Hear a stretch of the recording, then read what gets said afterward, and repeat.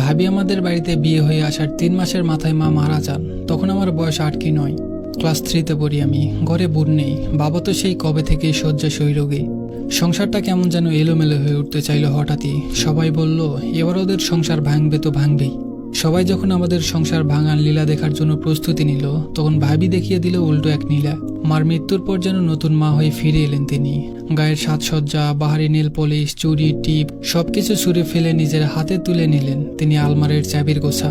রান্নাঘরে হাড়ির পাতিল, আব্বার সেবা যত্ন, ওষুধ খাওয়ানো, আমার পড়া তৈরি করে দেওয়া, গোসল করানো, খাইয়ে দেয়া, ঘুম পাড়ানো সবকিছু। মার সুখ কি জিনিস তা আমি আদৌ বুঝতে পারলাম না। অবশ্য প্রথম প্রথম একটু খারাপ লাগতো, মার গায়ের গন্ধ নিয়ে যে পৃথিবীতে আর দ্বিতীয় কেউ আসতে পারে না তাই। কিন্তু ভালোবাসা নিয়ে অনেকেই আসতে পারে। আমরা বলি না যে ইনি আমায় ঠিক ছেলের মতো দেখেন, ভাবিও ছিলেন এরও বেশি। কতদিন আমি দুষ্টামি করে ঘরের এটা ওটা ভেঙে দিয়েছি।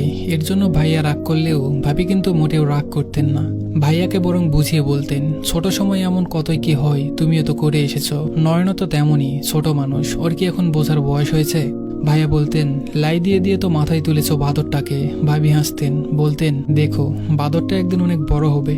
বাবা একটু পরপর ভাবিকে ডাকতেন, একবার ওষুধের জন্য, একবার মাথা গরম হয়ে গেছে বলে একটু জল ঢেলে দিতে, একটু শরবতের জন্য, আরো কত কি। ভাবি হাসি মুখে সব মেনে নিতেন। কোনোদিন তাকে আমি বিরক্ত হতে দেখিনি। কিন্তু ভাবির মনে একটা দুঃখ ছিল, অবশ্যই এই দুঃখ তিনি কখনো প্রকাশ করতেন না।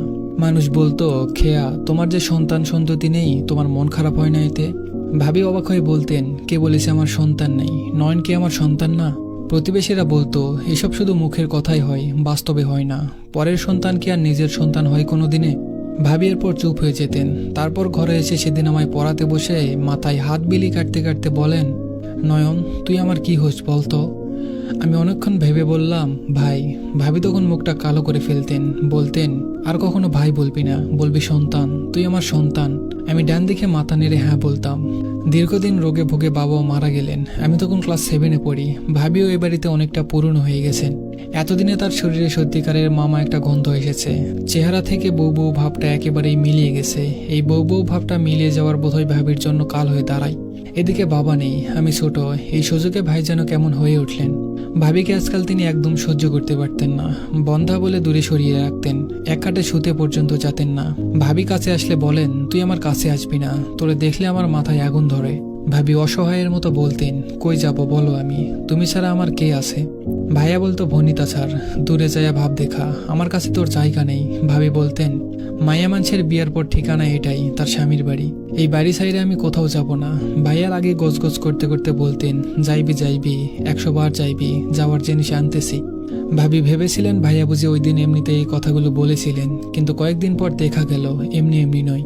ভাইয়া সত্যিকারেই একটা মেয়েকে বিয়ে করে ফেলেছেন, সেই বউ বাড়িতে তুলে এনেছেন। এবার শুরু হলো বাড়িতে অন্য নীলা।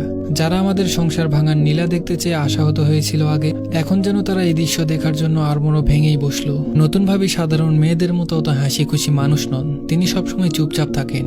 বাড়িতে তার যা কথা হয় ভাইয়ের সাথেই। খেয়া ভাবি হয়ে গেলেন এ বাড়ির আসবাবপত্রের মতো। তার সাথে কেউ কথাও বলেন না, তার কোনো প্রয়োজনের কথা কেউ কখনো ভাবে না।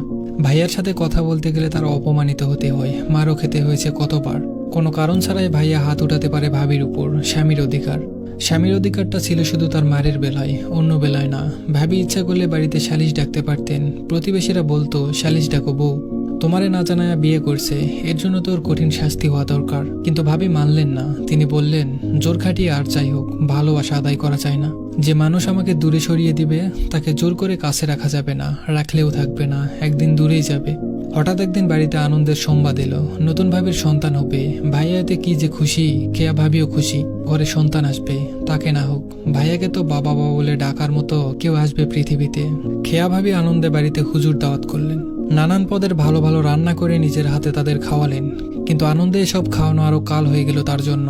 নতুন ভাবে ভাইয়ার কানে বলতেন, খেয়া ভাবি নাকি তাদের সন্তানের অমঙ্গলের জন্য দোয়া করেছেন।